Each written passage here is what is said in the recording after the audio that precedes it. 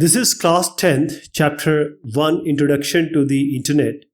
So we are taking the solution or question answer on this. Long answer question. So there will be 2 to 3 paragraphs you are going to write. So the question is, what do you understand by the term hypertext and hyperlink? So you have to understand that this hypertext, what does it mean? This is pointing, hypertext is something which is pointing to a web document. Web document can be anything. It can be your text, it can be your graphics, it can be images, audio, video, or any dynamic link. So it can be a web page or some or one or all these combinations. Okay, and this is specifically we are talking about internet. So there will be a dynamic link.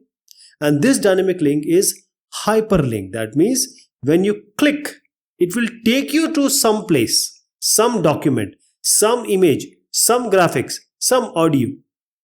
And it will connect you to one on the same website, same portal, or some other also.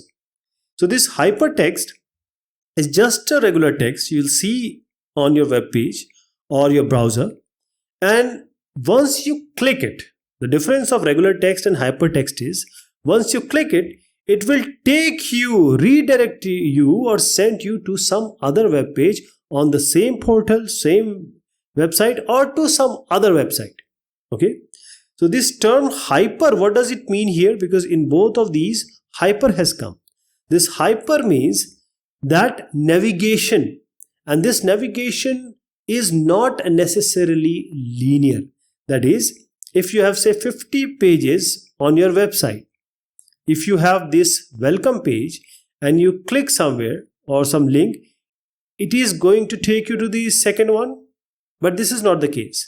Linear, it is non-linear. That means it will take you to the actual information or the HTML page which is there on the background of this hypertext clicking. Once you click it, it can take you to any of the page on any of the internet, whichever is given on the background.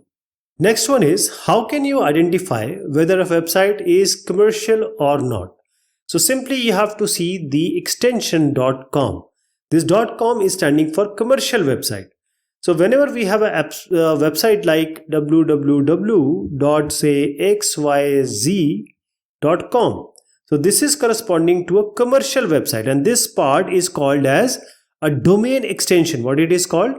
Domain extension. So this domain extension, this part is a component of a URL, Uniform Resource Locator, which specifies what type of website this is.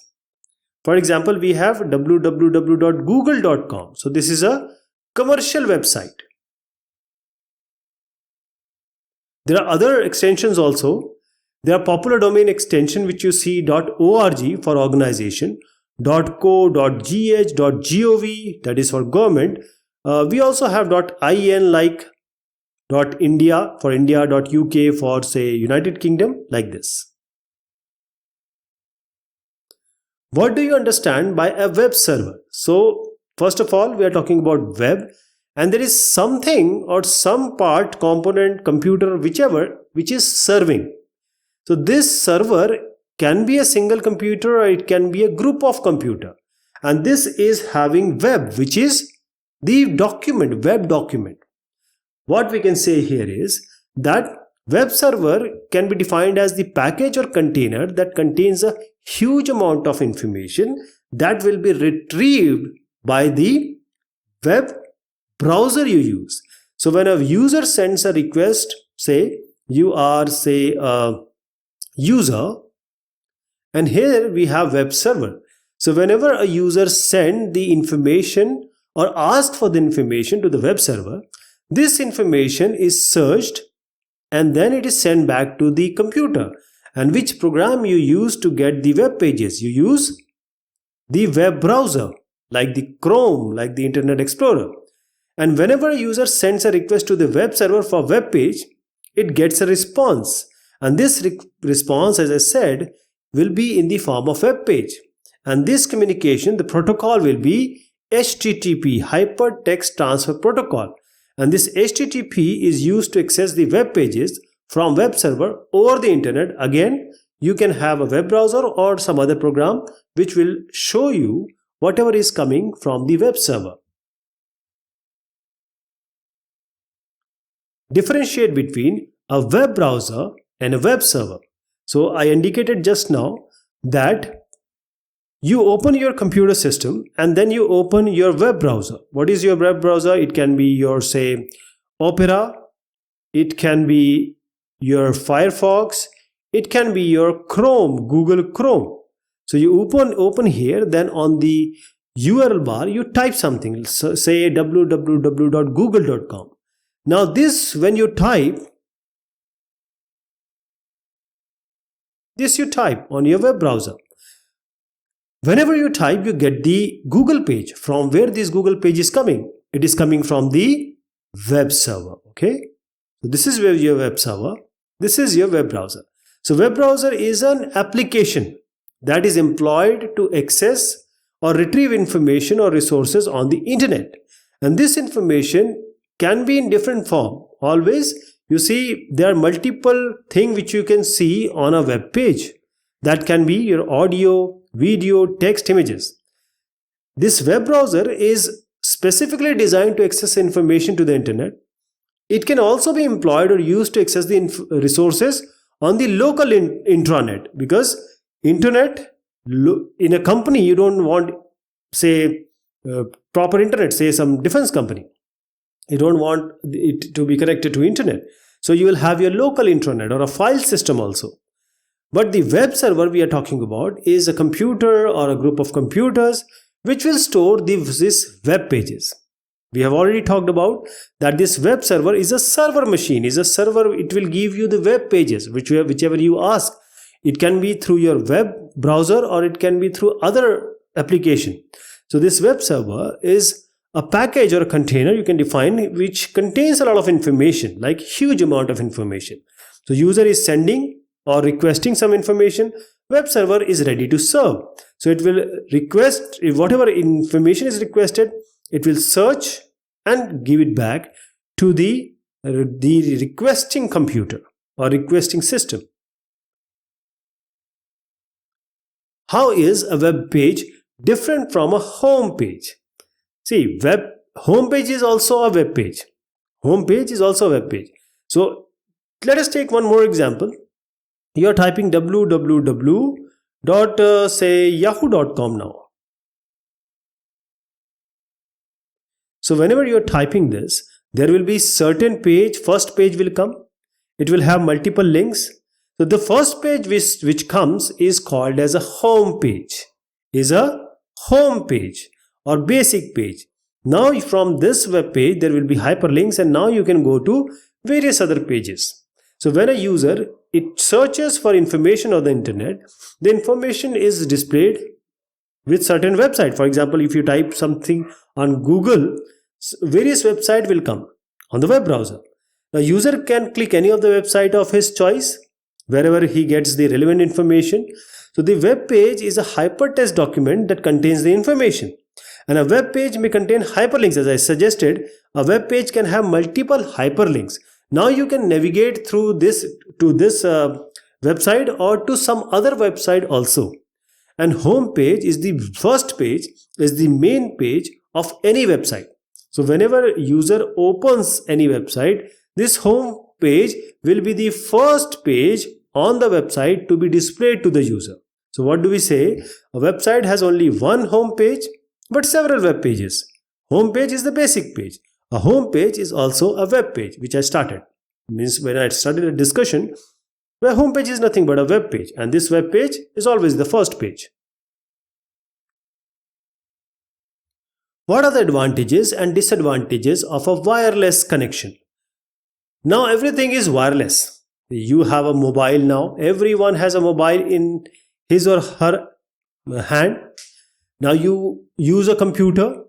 You use a computer with a mouse, and this mouse is now, say, a USB mouse, and this is a wireless mouse. You have earphones now which are wireless. They don't require these wires. So these wires are basically the electrical wire which we used earlier also, and we are using right now also. But most of the thing is the advantages and disadvantages. Mostly the advantages are there, but with everything comes disadvantages also. So wireless internet connection, we are talking about a connection or an internet connection where we are not using any wire, is wireless between computers, between the various devices. The wireless connection are can be of different kinds. For example, there are different standards, IEEE standards like Wi-Fi, WiMAX, 3G, 4G, 4.5G, 5G has also come. What are the advantages? First of all, it takes less cost for setting up the connection because you're not putting all the wires, etc. Everything is going wirelessly. And wherever there are remote areas, though it is very beneficial when we don't want the jumbled up wire system of urban and rural areas, but even in the remote areas, it is very helpful. And the connectivity, because it is wireless, sometimes the connectivity may not be issue because sometimes the wire breaks and you don't get the connection. But the disadvantage is the security aspect and the call break, call drop, data drop. These are all the problems, but the basic problem is the security issue because it is quite vulnerable. Though we have all the encryption etc. here, but still it is vulnerable to the security attacks. Describe the process of transmitting information messages over the internet. So how do you transfer the message? Let us take an example of a computer. This is one computer and this is another computer. So how do you send the message? We employ networks. The process of transmission, first of all, we need network. And this first is network, then we go to the gateways, and these gateways are basically you are going to the internet backbone. So there are various steps which we should learn whenever we are transmitting the data over internet. So what are the steps? See, first of all, this is a source computer. Now source computer sends the data. First of all, it has to prepare the data and it will send the destination the data to the destination computer. And this data is divided into different packets. These are the packets. Say this is number 1, number 2, number 3. And this is sent through various connections. It can be wireless, it can be wired also. But if I go to the detail, it can be TCP, Transmission Control Protocol, or UDP, User Datagram Protocol. These are the various protocols being used. But not going into the detail, these packets are sent and they will take the different way, wirelessly or non-wirelessly, to the destination computer where all these packets, say these are the packets, and they come normally in different orders. So say in random order. So now this has to be reassembled on the destination computer, and this will become again like this, which was sent. And now the destination gets the data.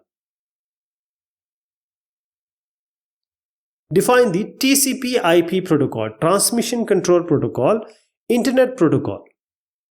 So all the computers on the internet, they're communicating, and they're communicating through this TCP/IP, Transmission Control Protocol, and Internet Protocol. This is a suite. There is a stack, that is the 5 layers are there. Previously it was ISO OSI layer. We used to have 7 layers there. But now for the TCP/IP, there are 5 layers, and these are all the layers which are taking care of different kind of communication. For example, the lower layer, physical layer, is actual physical layer where actual data bit stream is going. Okay, so TCP part of this TCP/IP, it breaks the data into smaller packet because all the data cannot go. It has to have some form, and this will be sent. So there will be a breaking. The data is divided into small packets. TCP/IP is an open protocol. What does it mean? It is not tied to any particular hardware or any software vendor. So it is free. That is why every IBM is also can use, say, any kind of, IBM or TCS can use, you name any company. So the TCP part, TCP part is responsible for assembling the packet. This is also the TCP part is deassembling and assembling. The both work is done by this TCP part. So what this IP part is doing then? This IP part is handling the address of the destination computer, so that the data which is starting from here should reach the data to the correct address.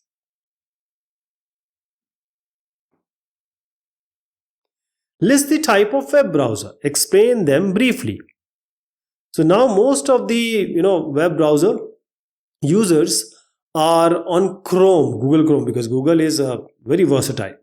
It has various YouTube is from Google, the Google Chrome is from Google. So this web browser is essentially a program only which is used to access the web pages from the web server. So web browser is an application. It is employed to access or retrieve the information or resources from the internet. And as I said, these are in different forms: audio, video, text, etc., images. So there are two types of web browser. First is the text-based web browser. Second is the graphical web browser. What it clearly shows that text-based means you will only see the text, nothing else, only text. Graphic means you will see everything, whichever is possible on a web page. It can be your audio, video, etc. So as I said, this Google Chrome is very popular, but along with this, Mozilla Firefox is an open source web browser. Then there are various others, Opera, and Apple also has its own. So this graphical web browser, these are available for various operating system also, as I said, for Windows, Mac, and Linux. What is a web browser? How does it work? So we have already talked about this. So I'll just give a brief idea and we'll skip this question. Web browser is a program, is an application which is used to access the web pages. So you have a web browser and then you have a URL, this address location here, you type it here and then you get the web page, or you can get the link. And that is how you get the different web pages here. So I'll just skip because we have already talked about this. You can have a view of this so that you can write. How internet is different from the intranet. Okay, let me give you an example first. For example, it is your school. Now you have a school. Your school have branches. There will be some local head office, some regional head office, some global head office, say in Delhi. So all these needs to be connected and the data should be passed, information should be passed. That is, some message is given by your, say, the highest authority and it is reaching everyone. Here you don't need internet. You don't need internet because this is local. You don't want anyone else because this is your local, or so say, this is your organization work or organization communication. So this is your intranet. But internet is for everyone, you, me, everyone. So intranet is a private network. As I said about schools, normally different organizations have their own intranet, like the defense services, like the railways, like the for example, you have the automobiles sectors, they all have their private networks. So this is a private network and this is only accessible through and within the organization. Though it is based on the TCP IP, that is the internet technology, so various people at various locations can access it, but in private manner. That is, no other organization, no other person can infiltrate or get the information. Internet always allows these employees to access data of the organization quite easily and economically, and they are protecting also themselves. This school has an adversary, the other school, so they don't want any unauthorized access. But whenever we are talking about internet, this is a collection of millions of computers which are globally connected in different countries and continents. So it is a worldwide network.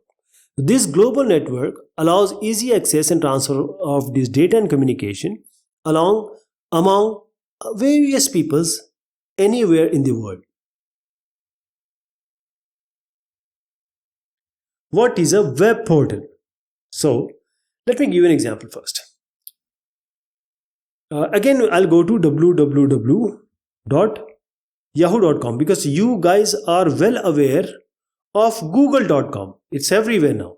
So that is why I'm taking the example of yahoo.com. Whenever you type this, you will get a Yahoo page. So here you will get mail. The mail is written. Here you have, say, some shopping. Here you have news, Yahoo News. So in one page, you have different, say, hypertext or links. Whenever I talk, say, click this one or this one, say, the mail one, it will take me to Yahoo Mail.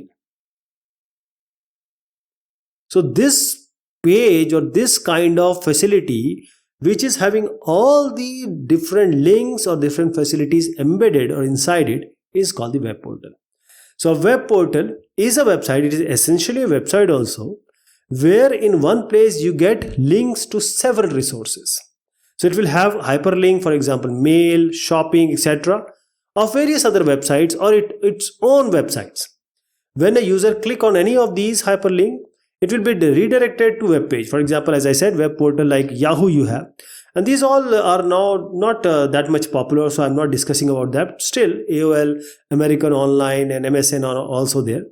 So this web portal started to be used nowadays to describe these websites, as some users are using them as the starting point.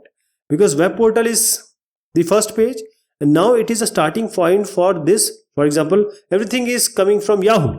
Yahoo is not only, say, providing in mail server, it is providing various other things.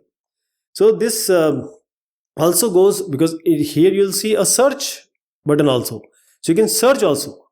There are so many things. A proper online experience can only be achieved when you are getting a web portal. The next one is, what do you understand by the term domain name? So let me write the whole URL first, an example. Then I'll tell you what is the domain name and actual significance of it.